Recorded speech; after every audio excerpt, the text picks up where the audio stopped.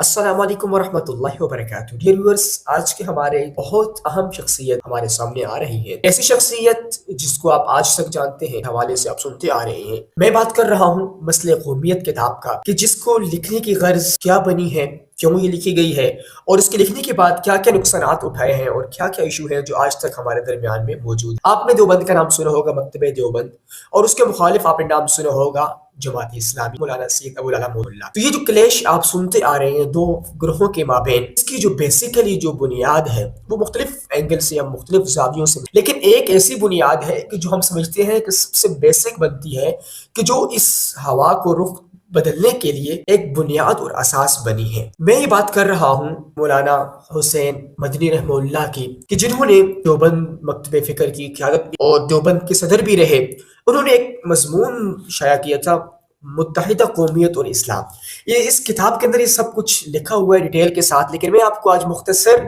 اور دونوں کے موازنہ کر کے آپ کے سامنے واضح کروں گا اور آپ کے سامنے کلیئرٹی رہوں گا کہ بھئی موقف کیا تھا دونوں کا۔ اور مولانا حسین احمد مدنی رحمہ اللہ یہ اپنے ایک جو زاویہ پیش کر رہے تھے، اس کے مخالفت میں سب سے پہلے تو علامہ اقبال رحمہ اللہ کھڑے۔ ڈاکٹر علامہ اقبال کا نظریہ اس کی بالکل ہی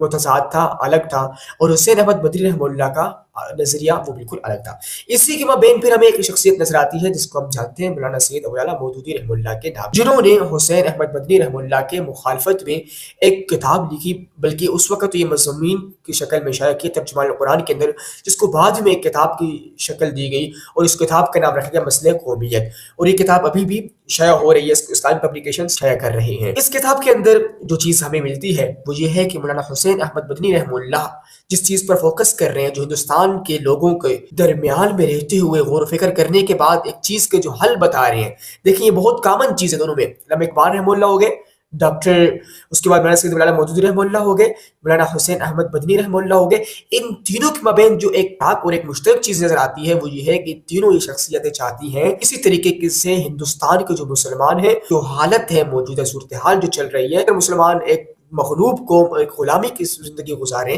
اس سے نکل کر ایک اچھی زندگی کی طرف سفر کریں۔ یہ چیز مشترک ہے تینوں لوگوں کے، لیکن جہاں سے آگے کے لیے شروع ہوتے ہیں وہ یہ ہے کہ حسین احمد مدنی رحمہ اللہ ان کا نظریہ یہ تھا کہ بھئی قوم ہے جو ہندوستان کے مسلمان ہیں اور ہندوستان کے اندر رہنے والے ہندو ہیں، سکھ ہیں، وہ یہ ثابت کر رہے تھے کہ یہ جتنے بھی لوگ مختلف مکتبہ فکر کے رہتے ہیں، مختلف مذاہب کے لوگ جو یہاں پر رہ رہے ہیں، یہ سب ایک ہی وطن ہے، یہ سب ایک ہی، سب کو مل کر رہنا چاہیے۔ چنانچہ ان کے نزدیک حل کس چیز میں تھا؟ متحدہ قومیت کے اندر۔ اس لیے انہوں نے جو عنوان رکھا وہ بھی یہی رکھا کہ متحدہ قومیت اور اسلام، یعنی ہمیں اسلام اس چیز کی درس دیتے ہیں ان کے بقول کہ ہم ایک قوم رہ کر ہندوستان میں ہندوستانی کی حیثیت سے رہ کر ہم سب انگریزوں کو یہاں سے باہر نکالیں اور یہاں ہم اپنی زندگی کو بسر۔ اب اس کے مخالف بالکل الٹ سمت پر جو آگے ہمارے سامنے مکتوبہ آتا ہے، جو زاویہ آتا ہے، جو فکر آتی ہے، وہ مولانا سید ابو العلا مودودی رحمہ اللہ کی ہے، کہ جنہوں نے یہ سارا زور اس بات پہ لگا دیا کہ قومیں وطن سے نہیں بنتی بلکہ نظریے سے بنتی ہے، ایک فکر سے بنتی ہے، ایک تھاٹ سے بنتی ہے، ایک آئیڈیالوجی سے بنتی ہے۔ اور انہوں نے یہ ثابت کیا کہ چونکہ مسلمانوں کی جو آئیڈیالوجی ہے، مسلمانوں کا جو نظریہ ہے، جو زاویہ ہے، وہ ہندوؤں کے بالکل مخالف ہے، الگ ہے۔ تو مسلمان جہاں بھی ہوں گے وہ سب ایک امت ہوں گے، لیکن ہندوستان میں رہ کر مسلمان ایک ہندوستانی نہیں ہو سکتے جب تک کہ مسلمان ایک الگ اپنی ریاست، ایک الگ اپنا زاویہ، ایک الگ اپنی جو ریاست ہے وہ قائم رکھ رہتے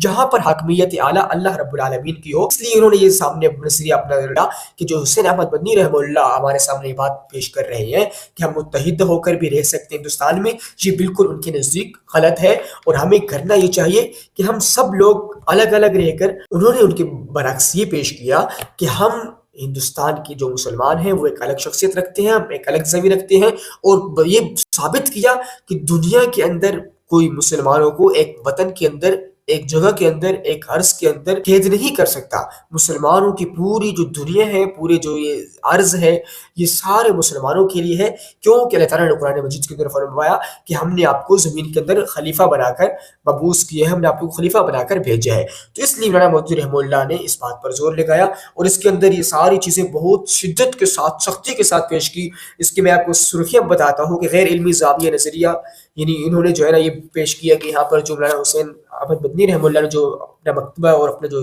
नज़रिया पेश किया है वो गैर इल्मी है। फिर उसके बाद आगे उन्होंने ये पेश किया कि हक़ाइक़ हैं उसके बरअक्स हुसैन अहमद मदनी रहमतुल्लाह चल रहे हैं। इसी तरह कौमें औतान से कहाँ बनती हैं, इस पर आगे क्वेश्चन मार्क देकर मौलाना मौदूदी रहमतुल्लाह ने ये पेश किया है कि कौमें जो है वतन से नहीं बनती बल्कि नज़रिए से बनती हैं, ज़ाविये से बनती हैं। इसी तरह आगे भी ये बताया कि कुरान से हुसैन अहमद मदनी रहमतुल्लाह ने गलत इस्तिदलाल किया है और आगे लफ्ज़ी मुग़ालते उन्होंने जो है किए हैं कि जो लफ्ज़ किसी और चीज़ के लिए था और हुसैन अहमद मदनी रहमतुल्लाह ने किसी और उसको मकसद में इस्तेमाल किए हैं। तो ये जो सारा सिलसिला कलाम चल रहा है इसके अंदर मौलाना मौदूदी रहमतुल्लाह ने एक शिद्दत के साथ, दलाइल के साथ, एक इस्तिदलाली अंदाज में ये अपने दलाइल पेश किए हैं कि हुसैन अहमद मदनी रहमतुल्लाह का जो ज़ाविया है वो बिल्कुल से बरअक्स है। दरस नहीं देता कि हम मुख्तलिफ मज़ाहिब को इकट्ठा करके उसको गठजोड़ बना के एक नया मज़हब कायम कर लें और एक नए तरीके से अपनी ज़िंदगी गुजारने लग जाएं, बल्कि इस्लाम हमें एक अलग निज़ाम देता है, एक अलग हमें निज़्म ज़ब्त देता है, एक अलग हमें कानून देता है। कानून के मुताबिक अपनी पूरी सी हम ज़िंदगी को